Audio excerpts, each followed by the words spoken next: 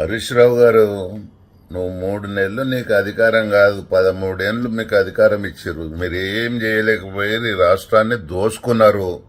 ఇంకేమన్నా మిగిలినవింటే దోసుకుందామని మళ్ళీ 3 నెలలు అడుగుతున్నామో కానీ ప్రజలు 3 నెలలు కాదు మిమ్మల్ని శాశ్వతంగా బొందబెట్టిరు. ఇంకా మళ్ళా మీకు అధికారం అనేది మీ కళ. మీరు ఎన్ని పొడబొబ్బలు పెట్టుకున్నా ఏం చెప్పుకున్నా ఈ రాష్ట్రాన్ని రూపాయి అప్పు లేని రాష్ట్రాన్ని 8 లక్షల కోట్లు అప్పు చేసి ఈ రాష్ట్రాన్ని దోసుకున్నది చాలనే మిమ్మల్ని ప్రజలు బొందబెట్టిరు. మా ఉత్తమ్ కుమార్ రెడ్డి ఉన్నాడు, ఆయన మిలిటరీలో పనిచేసి వచ్చిండు, ఈ దేశ రక్షణ కొరకు పనిచేసి వచ్చిండు. మా ముఖ్యమంత్రి గారు ఉన్నారు.